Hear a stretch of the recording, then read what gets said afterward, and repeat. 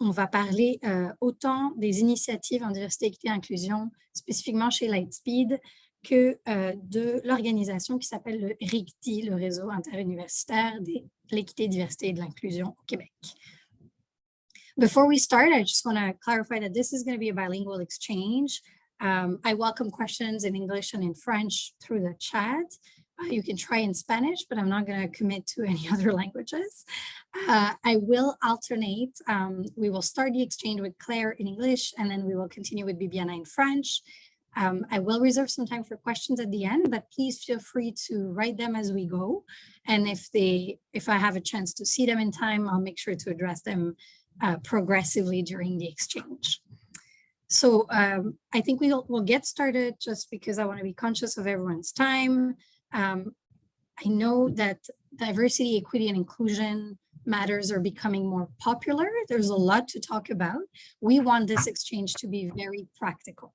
What do people concretely do, how it can inspire you, and how we can all help each other to get better in DEI matters, because there's still a long way to go.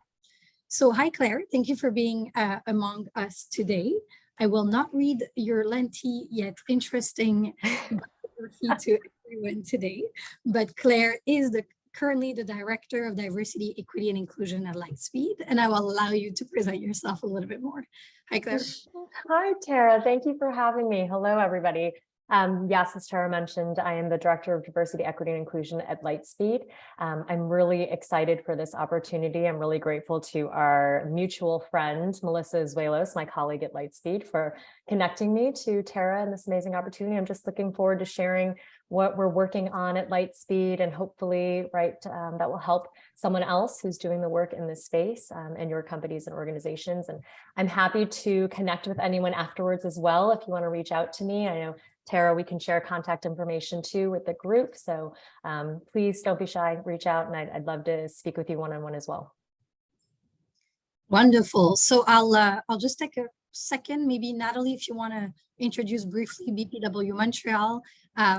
It's so obvious to me that I forgot that part. So I'll let you do that, maybe on behalf of as a member of the board of directors.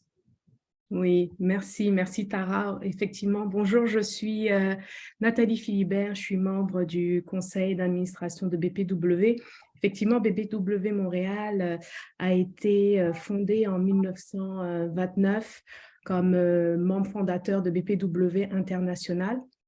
Donc, notre mission est de développer le leadership et le plein potentiel des femmes professionnelles et entrepreneurs afin de faire rayonner leurs réalisations et aussi de les promouvoir au niveau de leur positionnement et de l'influence dans la société. Nous avons effectivement 5 objectifs qui sont d'inspirer les femmes à prendre des responsabilités à tout niveau dans l'économie, donc politique, la société. Deuxièmement, de penser et agir localement à l'échelle nationale et internationale. De faciliter le mentorat. Nous avons un beau programme de mentorat qui a commencé sa nouvelle cohorte cette année, depuis peu. On représenter l'organisation, collaborer avec des institutions nationales, internationales telles que les Nations Unies pour contribuer au changement. Et enfin, développer des amitiés interculturelles et promouvoir le réseautage. Donc sur ce, je vous souhaite un bon temps en passant avec nos panélistes. Merci Tara, à toi. Merci Nathalie pour la présentation. En effet, quand même pertinent d'établir un petit peu de contexte. I'll get started with Claire now. So we were talking about, the other day, you and I, Claire, were discussing a little bit, where did the journey of DEI start at Lightspeed? So interestingly, I would say Lightspeed was born with core DE&I values. And I say that because our company was founded in Montreal's Gay Village by our out and proud executive chair, Dax Da Silva. And our first 4 employees were also all from the LGBTQ+ community. So from day one, I truly believe DE&I has been embedded in our company DNA, right? And that's what we say. And it's just a really interesting, unique story, right? And I think similar to how people are born with certain temperaments and personalities, I think it's fascinating how organizations are also born, built, right, and established with certain values from the start. And then just like the nature versus nurture debate about individuals. I think an organization is responsible then for nurturing and instilling the values, they want to create in their workplace culture. But like many other companies, we hadn't formally developed a DE&I, vision or strategy until 2020, 2021. We realized we needed to be more organized and overt about our approach to DE&I, and that was driven by both, external factors, everything that happened in 2020, and also internally with our rapid growth through multiple acquisitions and the unique challenges and opportunities that provided from an organizational culture perspective. So I would say we've really had, DE&I from the start, but at the same time, very recently have really, tried to take a much more organized approach to our DE&I journey. Yeah, and it's super interesting that it was from the beginning, but as you said, there's still that aspect of formalizing it. Yeah. I guess, have you been when did you join Lightspeed? And did that constitute one of the milestones in the formalization of the DE&I strategy, and what exactly would be your role at Lightspeed? Yeah, no, that's a great question, Tara. So I actually joined Lightspeed in June of 2022, so very recently, like many of our colleagues, again, in this rapid growth stage that we're at, right? The role was, I think it was around probably about a year or so before that in terms of my role, but it is still a relatively new role at Lightspeed, right? Like most named positions in this space, I think this role and others, dedicated to D&I work, it's evolved definitely from, the simpler kind of programmatic approach with individual actions and initiatives to that, broader, more complex systematic approach where the focus is really on, strategies and initiatives that will create that sustainable and lasting change. Right. And I think you're touching upon something very key. Companies were already doing D&I without knowing they were, but it was probably more trying to do a lot of different things and just seizing the opportunities, but it wasn't really thought through. And I can empathize with the idea of having something sustainable, because you can always start day one with 20,000 initiatives, right, but then it's not sustainable and it might not be as strategic as it needs to be. So it's interesting that you're going through that journey of going from trying to do a lot of different things to finding what is the right balance in having a systemic change, but one that is also sustainable and reflecting the values and the reality of the company. Right. There's so much that we could all be doing, right, in this space. And so I think it really helps to have that organized approach to just really figure out what are the priorities, right? What do we want to focus on right now, and why, and how does that help in terms of what we're trying to achieve, as you were saying, and driving that systemic change. And I liked when we discussed initially, you had mentioned that really it started by having conversations, right? That's the first step. And then from having conversation, you try to really make it more than just talking about D&I, but really implementing changes. Right, exactly. When you were saying that your role is recent, yeah, it's not just your role. I have actually statistics here that says that hiring for chief diversity officers has increased, or like another, whatever you call it, a dedicated DEI position. They have increased by 111% between 2020 and 2021. And over half of those, 52% of the S&P 500 companies now have someone who's leading as a diversity head those initiatives. So it's a phenomenon we're seeing for all companies, truly. Yes, and that makes sense again when you think about what is happening in the world, right, in that time period. And I think that statistic is just so eye-opening, because so many companies then realize almost that light switch turned on and said, even if they were doing the work within the organization, now we need to be more overt about it, right? And we need to actually have a dedicated focus on the DE&I work. I totally agree. And I guess that's part of the question. So how is it structured? Because you're one woman doing D&I as a dedicated role. Yeah. How does it fall within the bigger structure of D&I at Lightspeed? Do you have other committees? How exactly does it work overall? So yes, we've got myself, one director of D&I that's fully dedicated to D&I Lightspeed. But obviously just a village of supporters, collaborators, champions, warriors all throughout the company. Like most organizations, we've experimented with different, DE&I structures over the past few years. We did have a DE&I committee that was loosely launched during the pandemic, right? And since then, it's evolved into a DE&I council that we're actually launching this month. So the DE&I council is made up of the leaders of our ELNs, or employee-led networks. Other organizations typically call them ERGs, and they're executive sponsors who are all part of our C-suite. So it creates that critical connection between our most senior leaders and what's happening on the front lines, within the DE&I space at Lightspeed. And so that really is how we're kind of structured right now. And we're still, as you and I were talking about, in the nascent stages of figuring out what that looks like, right? And how we can scale that. But for the time being, that's where we're at in our journey. And I think that's already great. So there is a concrete structure. So it looks like, if I'm recapping the way I understand it, so you have a D&I council that's being further formalized right now, like including next week, that on it you have the leaders of your employee resource group, if that's how people know them, and executive sponsors and yourself, right? Right. And that D&I council, does it report to anybody? Who is it accountable to? Really, ultimately, it would be the board, right? And so the D&I council, because we do have our C-suite leaders as part of that council, it is just ultimately reporting to the board and, those quarterly meetings that we have on everything that we're working on, what we're working towards, how we're advancing it, how we're changing and adjusting our strategy as well, right? Things that aren't working, kind of where we're pivoting. So yeah, that's how it works right now. Okay, so you're really, from the top, you have the board having some sort of oversight, your C-suite level executives that are involved on the D&I council with the leaders of more of the working group, which are the employee networks. And so the employee networks themselves obviously report to the D&I council. What are the ELNs at Lightspeed and how were they chosen? Yeah, that's a great question. So we currently have 3 ELNs at Lightspeed, Women at Lightspeed, BIPOC at Lightspeed, and Pride at Lightspeed, right? So for those 3 different employee groups.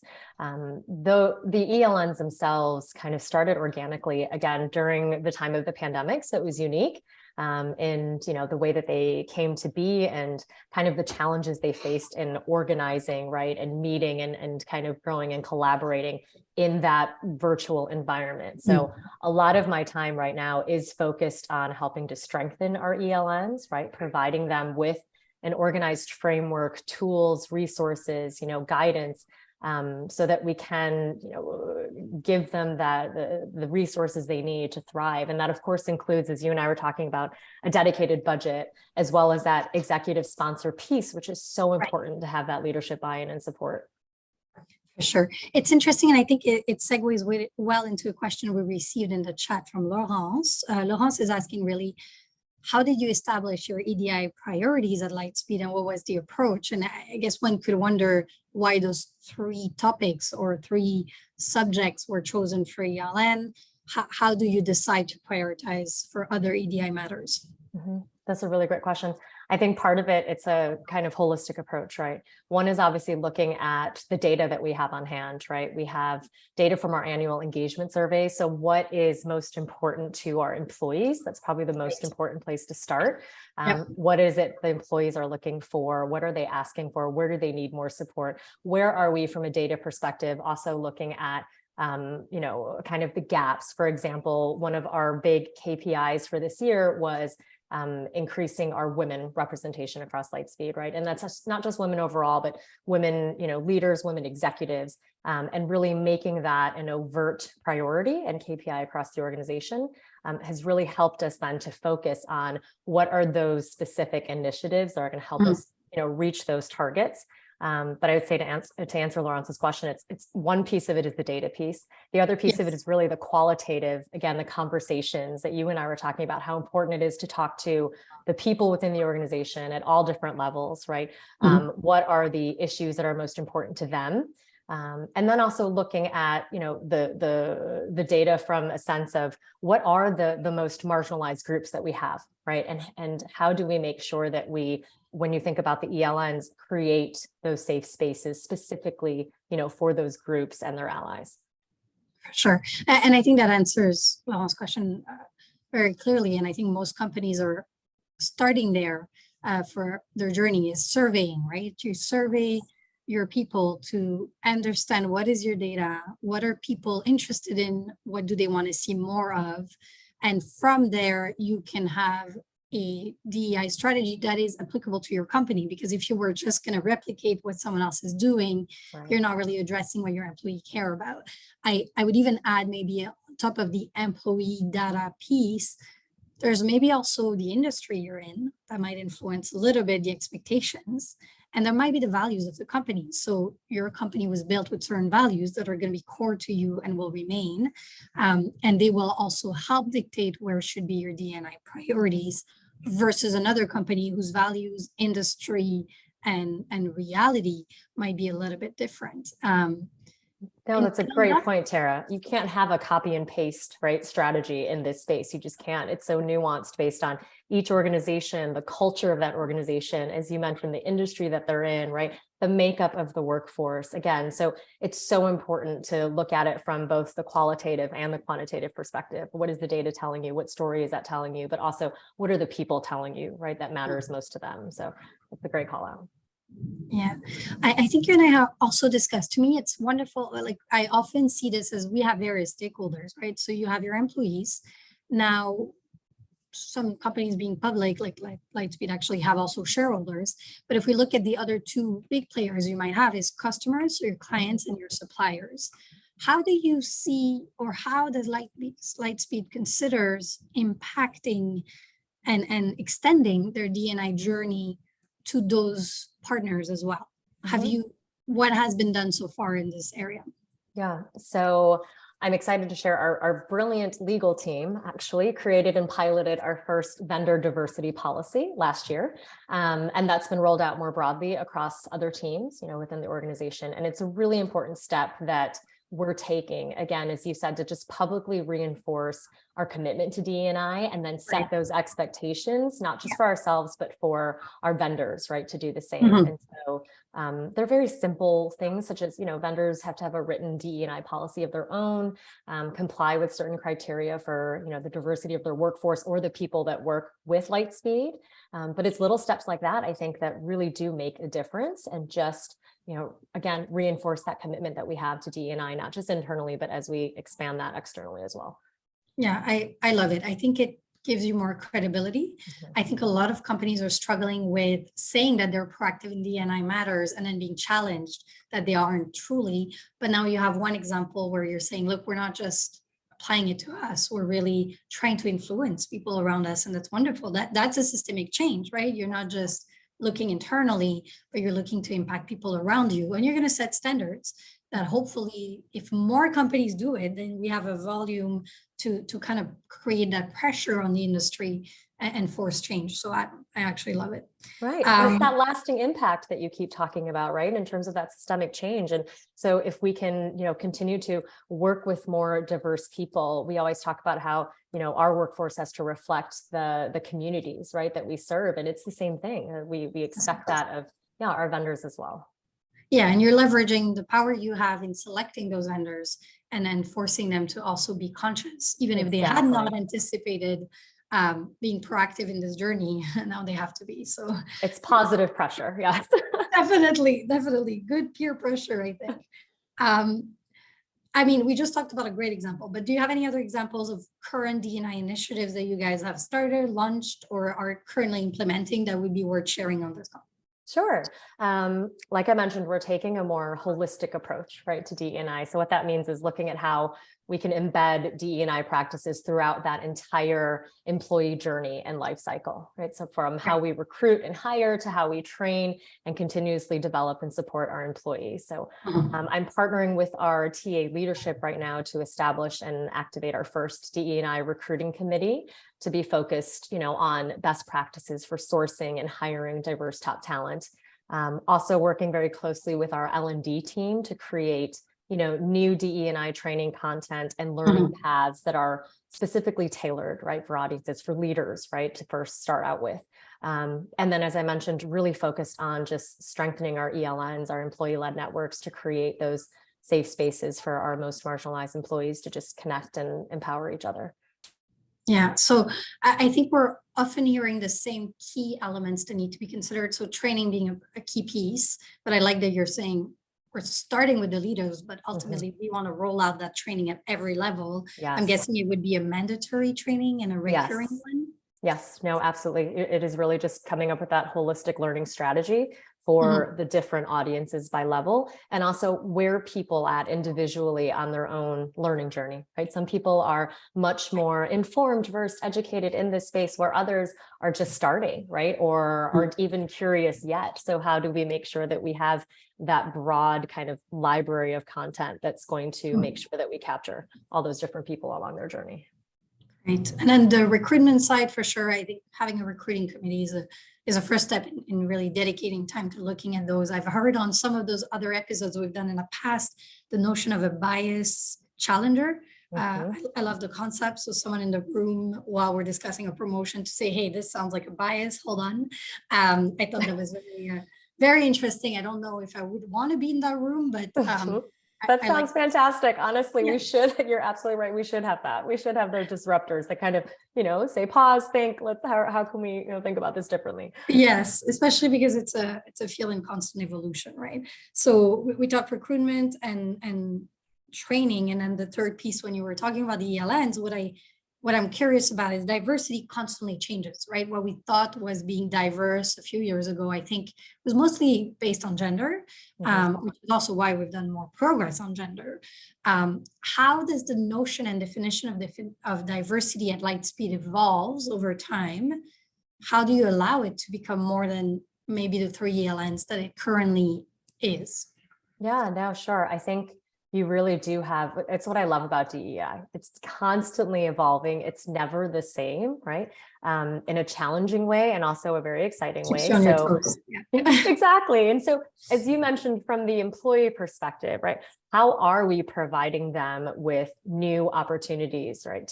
So we do have our 3 current ELNs, but we're also working on a process right now to be launched at the start of our next fiscal year, which is in April, around how a process for employees to start new LNs, to create new LNs, providing them with those tools, right? The resources, the information they need. What does it take to do that, right? And then, of course, establishing the process itself for who's going to review, apply, approve. Right. Do we have the budget funds to make sure that we can, allocate those to the ELN to make sure that they're successful? Do we have an executive sponsor? Because again, that piece of it is so important, Right. but really making sure that we create that process and that framework so that employees feel like they can be part of that and they can, create some new LNs and, in the future, which I'm really excited about.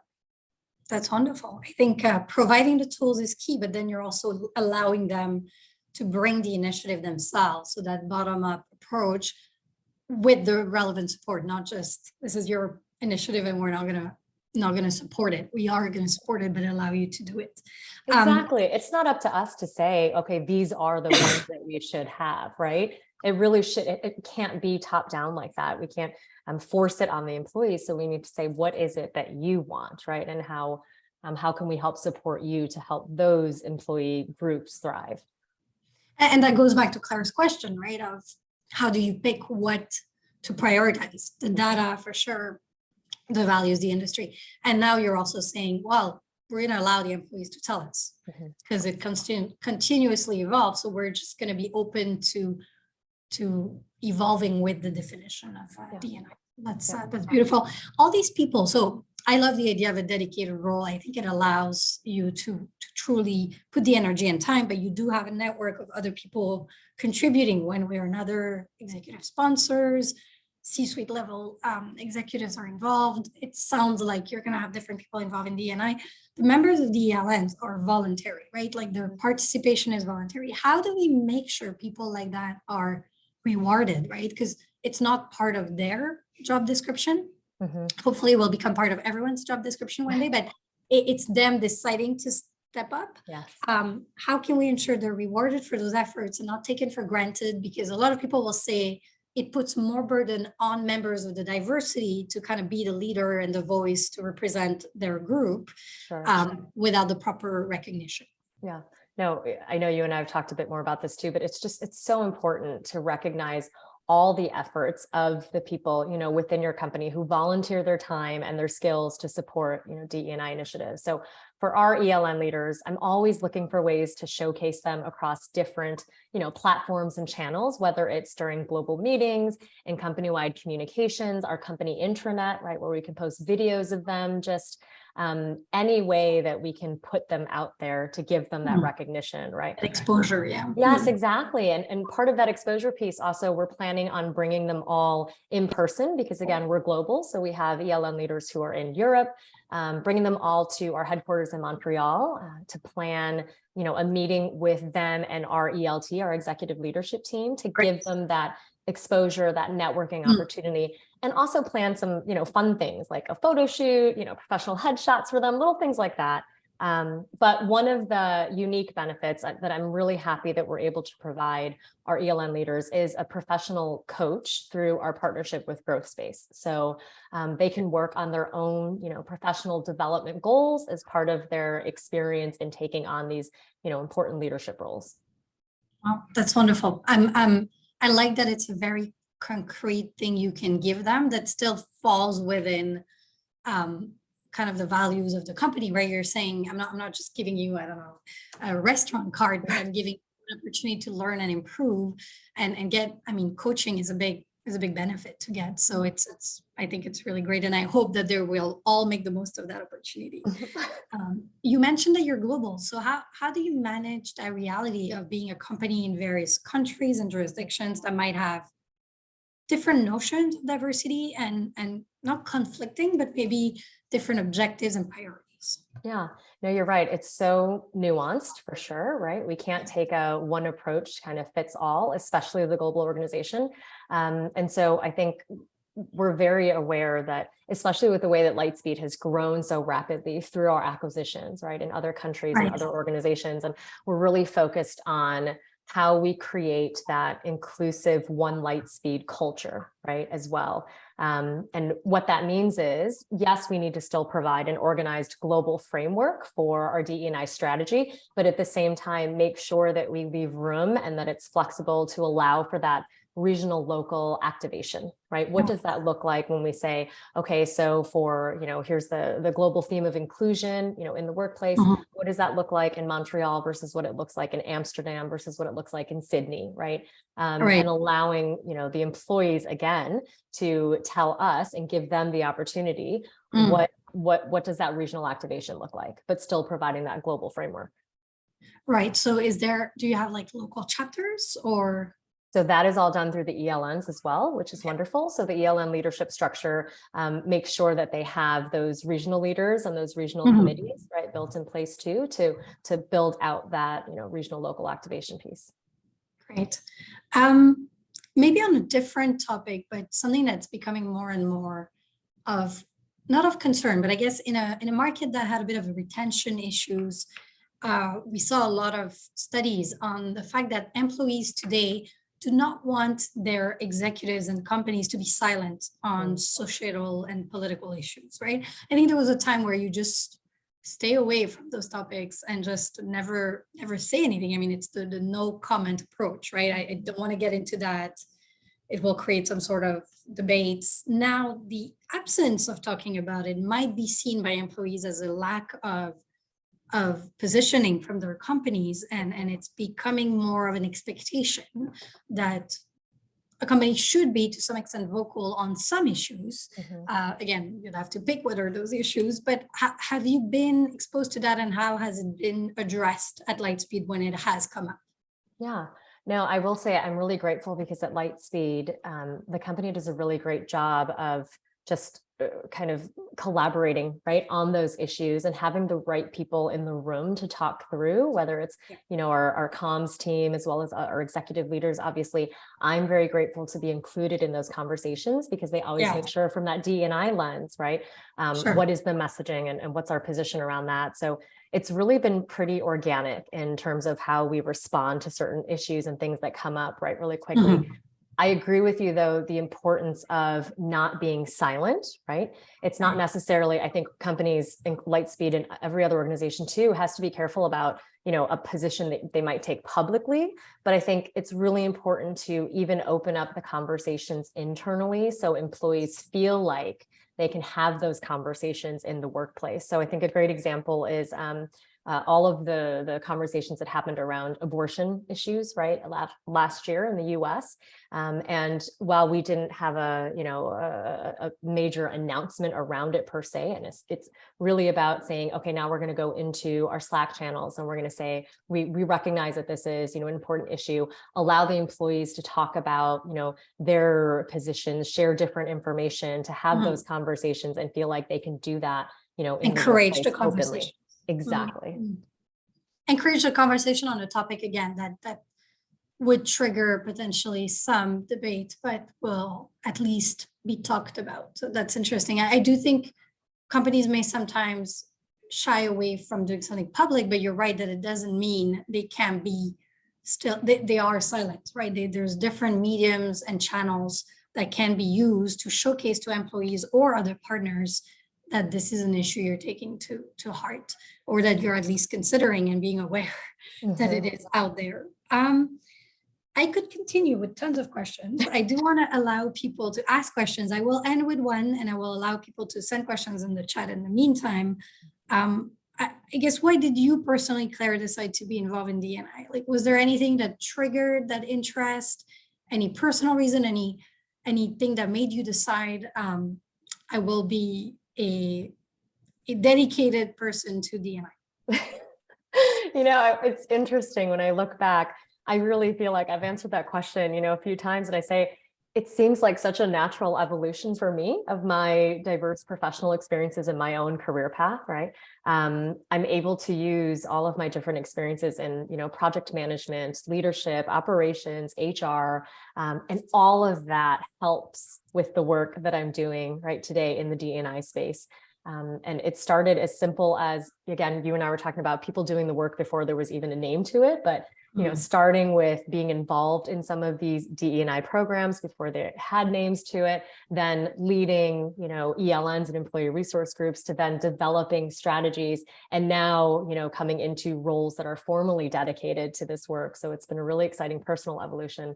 I'll also say it's challenging and rewarding every single day. And that's what I love about it, right? It's part organizational therapist, to be honest. It's part, strategist, advisor, part event coordinator, part, author. You're writing all kinds of different messages. Diverse role. Exactly. And I think that's really what I love about it too. And just, it's so rewarding because you do get to see the change and the impact that you make, right? Whether it's just a conversation with one individual, changing someone's mind, teaching somebody something new, and also always learning from everyone and always feeling like, you're never quite going to master it, but to be okay with that. This is not something to, master in a sense. It's just can never really master it. Yes, and evolve.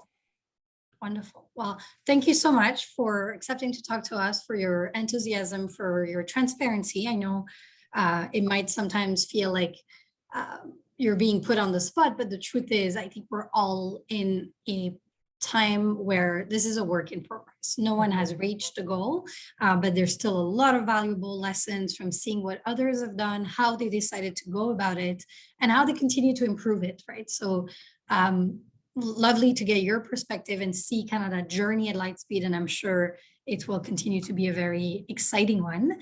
I don't see any other question at this time, so we'll continue the discussion with Viviana at this point, but please do stay on the line and we'll recap at the end. Thank you so much. And again, please feel free to reach out, to all of you in the audience as well. I'm happy to talk about this more individually too. Wonderful. Tel que promis, alors je vais changer de langue. Je vais dire bear with me parce que là je suis en anglais dans ma tête. Mais alors bonjour Bibiana, je voulais donc t'accueillir dans cet échange dans le podcast de BPW Montréal. Bibiana, je vais te laisser te présenter. Tu as plusieurs chapeaux aujourd'hui dans l'échange que nous aurons aujourd'hui. Je pense que ça permettra aussi aux personnes présentes de comprendre un petit peu plus ton rôle, puis notre discussion par la suite. Alors, bienvenue. Ben, merci Tara, tu fais très bien ton switch anglais-français. Félicitations, merci pour l'invitation, puis merci aux personnes qui sont présentes aujourd'hui. Donc, je m'appelle Bibiana Pulido. Effectivement, j'ai plusieurs chapeaux dans ma vie.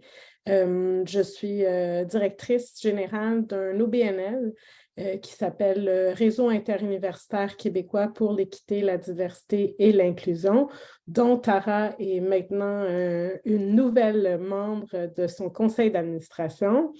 Je suis également directrice développement des partenariats et de la formation à un institut à l'Université Laval qui s'appelle l'Institut Équité, Diversité, Inclusion, Intersectionnalité.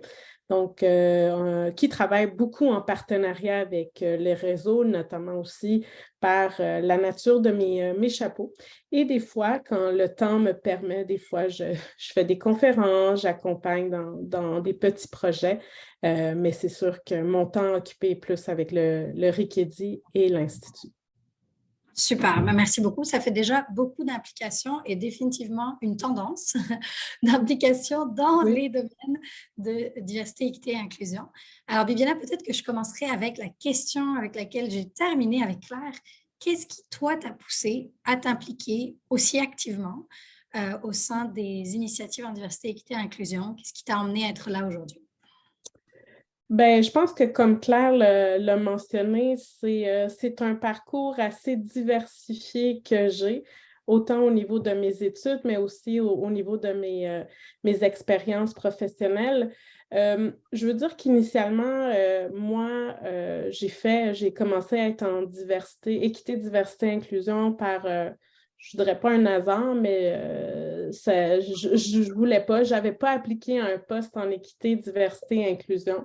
On m'a offert l'opportunité et les choses, les circonstances de la vie, les différentes situations, surtout au niveau du milieu universitaire canadien et québécois, ont fait en sorte que j'ai mené des initiatives, dont la fondation du réseau, qui initialement se voulait une communauté de pratique, mais qui a grossi et est devenu un OBNL. Et dans tout ce parcours-là, qui n'a pas été nécessairement très facile parce qu'on traite à des situations, un sujet qui est très sensible, ben c'est toute une réflexion qui se fait. Et c'est sûr que ça me passionne, ça me motive. Je le dis ouvertement, je suis une femme latino-américaine, une femme super privilégiée, mais je suis très sensible à ces questions-là pour différentes étapes dans ma vie, mais aussi parce que c'est important qu'on ait plus de diversité, que les personnes issues de la diversité soient davantage mises en valeur.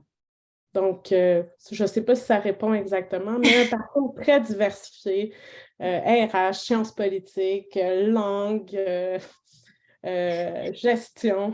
Donc, oui. Ça répond tout à fait. Je ne pense pas qu'il y ait de prérequis prédéfinis pour être impliqué dans ce domaine de pratique. C'est aussi la beauté du domaine de pratique, puis j'espère que ça va le demeurer autant que les gens continuent à aller chercher de l'expertise spécialisée, ce qui est définitivement pertinent, mais de garder cette flexibilité parce que le pire qu'on pourrait faire, c'est d'en faire une profession très typique, de refuser des profils atypiques qui, au final, sont tellement à l'image du principe de la diversité, de l'équité et de l'inclusion, de ne pas ajouter des barrières à l'entrée, mais de vraiment permettre à des gens qui ont les bonnes intentions puis qui s'équipent éventuellement de l'expertise nécessaire d'une manière ou d'une autre, d'avoir un rôle et un impact sur ces questions puis sur la société. Alors, peut-être nous parler, continuer un petit peu à nous expliquer donc quel est le RIC-EDI. Tu nous disais donc ça a commencé comme une communauté de pratique. Comment est-ce que ça a évolué vers un OBNL? Quelle est sa mission? OK. Donc, déjà, je pense que plus de 3 ans, bientôt 4 ans, au niveau universitaire, pour les personnes qui ne sont pas familières avec les enjeux du milieu universitaire, à l'époque, le gouvernement fédéral, par l'entremise des chaires de recherche du Canada, avait demandé aux universités canadiennes de déposer un plan d'action en équité, diversité et inclusion au niveau de la recherche. Et c'est vraiment à partir de là qu'il y a eu un chamboulement et un changement dans le milieu universitaire, et je dirais une grosse gestion de crise qui a dû être faite, surtout au niveau, je dirais, des universités francophones qui avaient un retard considérable sur ces questions-là. Et à l'époque, j'étais mandatée à travailler sur un plan en EDI en recherche et je me suis retrouvée à voir qu'est-ce qui se faisait ailleurs pour réaliser qu'il n'y avait pas de poste. On a parlé de la création de postes en EDI. J'étais la seule au niveau francophone et donc québécois. Il y avait McGill, Concordia qui avait déjà une longueur d'avance, qui avait des personnes dédiées à ça. Mais au niveau francophone, il n'y avait personne. Donc, je me retrouvais avec d'autres collègues qui, autant que moi, on ne savait pas comment ces plans devaient être présentés, c'était quoi l'impact. Quand je dis gestion de crise, c'est parce que s'il n'y a pas de subventions de recherche qui sont octroyées, ça va mal pour les chercheurs, les chercheuses, mais aussi les universités qui vivent de ça. Et en ayant ces rencontres-là, comme je dis, l'idée derrière ça, c'est pourquoi parler c'est l'importance de s'unir. Donc, l'idée est venue, évidemment, avec mes études, mon processus de doctorat. J'ai beaucoup travaillé sur la notion des communautés de pratique et il m'est venu en tête, pourquoi on ne se réunit pas, quelques personnes, on discute. Et cette petite communauté de pratique qu'on voulait très simple a grossi, beaucoup d'intérêt de différentes instances, de différentes parties prenantes au sein du milieu universitaire, qui a fait qu'en espace de 6 mois, c'était quand même devenu quelque chose de très important et on s'est retourné, on s'est dit, bon, qu'est-ce qu'on fait? On s'enregistre comme un organisme à but non lucratif. Très complexe parce qu'à l'époque, et Claire l'a abordé, il n'y a pas de financement pour ça. L'EDI, c'était, et peut-être ça reste encore l'enfant pauvre des organisations. Donc, comment on wishful thinking, mais est-ce que c'est notre priorité au niveau budgétaire aussi? Exact, on met de l'avant tout ça.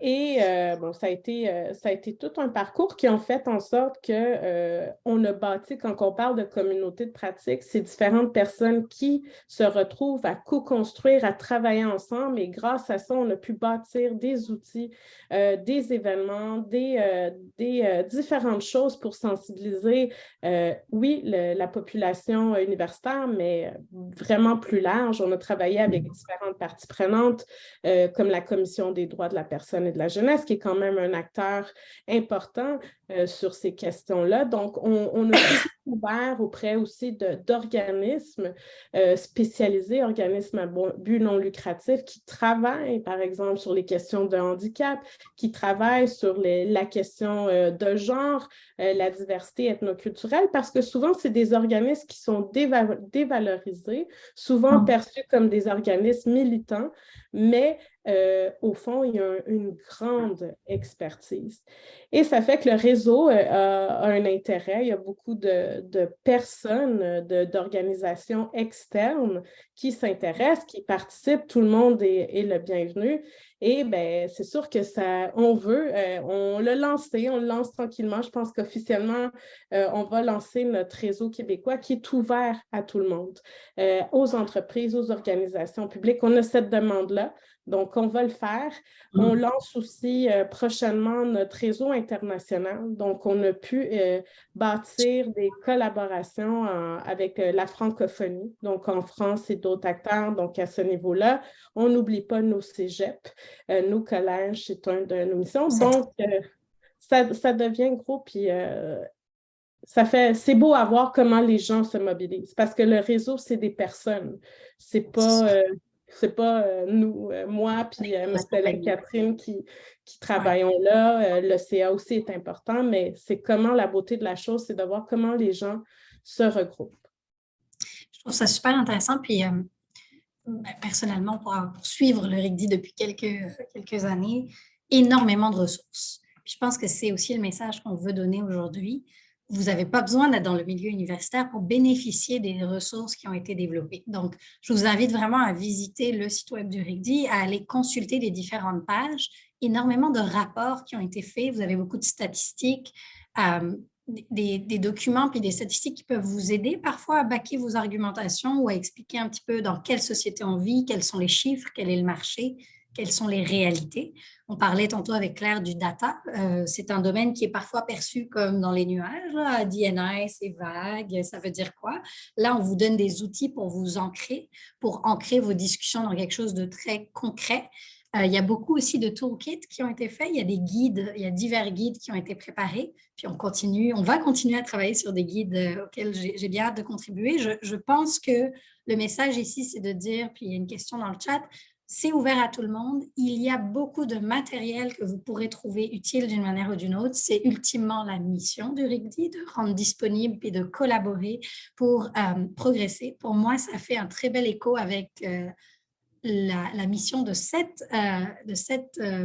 podcast, si on veut, avec BPW Montréal, qui est vraiment de recréer cette communauté de pratique un petit peu plus au niveau des entreprises, mais on en parlait avec Bibiana, puis on veut pouvoir jouer ce rôle-là, donc lancer l'appel aux différentes entreprises comme Lightspeed et comme d'autres qui ont participé aux épisodes précédents, de vous aider à créer des forums puis des opportunités d'échange pour qu'on continue à évoluer ensemble, à définir ces différents toolkits et boîtes d'outils. Alors peut-être, Bibiana, pour répondre à la question, comment est-ce qu'on s'inscrit pour devenir membre? Where do we go?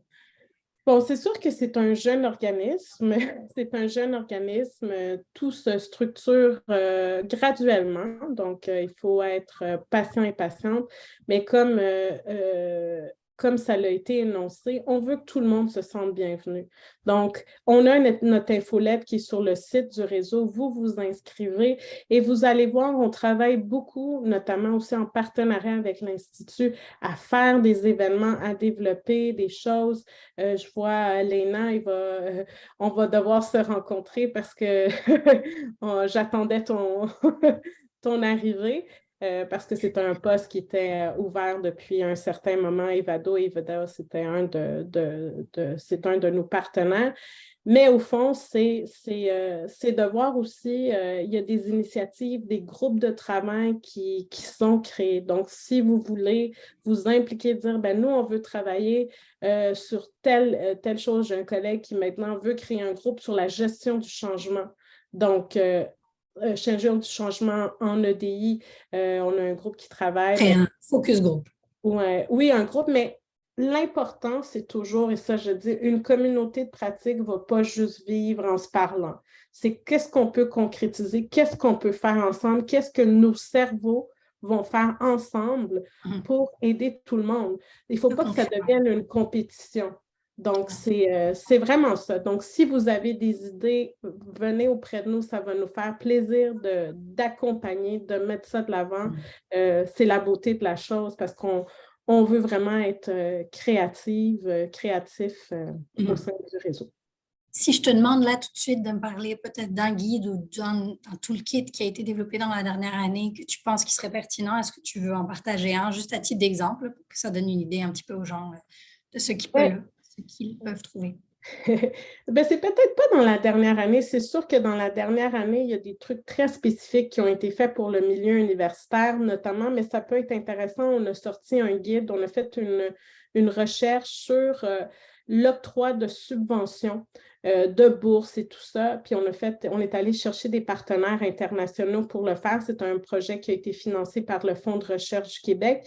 Et c'est souvent comment on va sélectionner des personnes si on doit donner du financement. Si la personne présente un projet, des critères, comment on fait? Il y a des choses très innovantes qui sont présentées. Mais un qui est beaucoup utilisé, puis c'est intéressant, puis ça fait chaud au cœur. Comme je disais, on était à l'étranger avant Noël. Et ça fait quelques années, donc développé avec notre collègue à l'époque de Ivado, Jihan Lamouri et Dimitri Girier de l'Université de Montréal, un guide sur les biais inconscients et le recrutement, avec une capsule qui l'accompagne. Et c'est toujours impressionnant parce que ça fait déjà à peu près 3 ans qu'on le fait, mais les gens l'utilisent. En France, il y a des universités qui l'utilisaient, on n'était pas au courant. Donc, ça reste que c'est quand même un outil qui est très utilisé.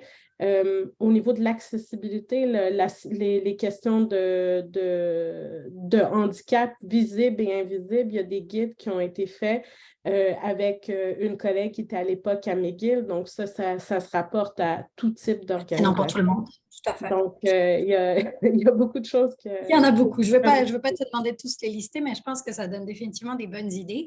Je vais être consciente du temps, puis il y a un nouveau programme qui a été lancé qui, je trouve, vient encore interpeller cette possibilité de partenariat entre différents milieux, tous concernés par la question de diversité, équité, inclusion. Donc, le programme de mentorat, on peut peut-être en parler un petit peu. Je ne sais pas si tu veux expliquer de quoi il s'agit, puis BPW va certainement lancer l'appel avec vous pour essayer de trouver les personnes pertinentes. Bien, génial, merci. Donc, le programme de mentorat s'inscrit dans une nouvelle maîtrise qui a été créée depuis 2 ans à l'Université Laval parce qu'on s'entend qu'il n'y avait pas de programme spécifique en équité, diversité, inclusion, au niveau francophone surtout. Maintenant, il y a des cours programmes et tout ça, mais on a une maîtrise qu'on a développée, un chantier d'avenir de l'Université Laval. Donc, on a lancé notre première cohorte l'année passée. On a des premières personnes qui ont diplômé. Maintenant, on a une deuxième cohorte. Et l'idée, c'est qu'on peut apprendre des choses à l'école, à l'université, mais des fois, c'est comment on peut concrétiser, comment on peut mettre en pratique. C'est difficile en EDI, puis je pense que plusieurs personnes vont se reconnaître. C'est difficile, on a besoin de support mental, on a besoin de quelqu'un de l'extérieur nous guide. Puis on s'est dit, ben, on ne veut pas laisser ces étudiants et étudiantes comme ça, on leur offre une formation. On veut que, suite à leur programme, elles puissent avoir du mentorat. Donc, oui, on a mené une campagne, on mène toujours une campagne de mentorat pour aller chercher des mentors. On va avoir des étudiants, des étudiantes qui vont graduer. Puis, plus tard, le réseau aussi, vis-à-vis avec l'Institut, il y a 1 an, on a lancé un programme, on veut lancer des programmes de mentorat en EDI dans les organisations. Donc, c'était une belle occasion de travailler au sein de la maîtrise pour développer à ce niveau-là. Donc, on a des personnes expertes qui travaillent avec nous pour nous accompagner au développement de ce tout nouveau programme qui nécessite d'être structuré, suivi. C'est pas du jour au lendemain qu'on fait du mentorat, là. Non, ça prend définitivement une structure. Puis on a vu toutes sortes de types de programmes de mentorat. Il y a plein de formats, il peut y en avoir à toutes les sauces.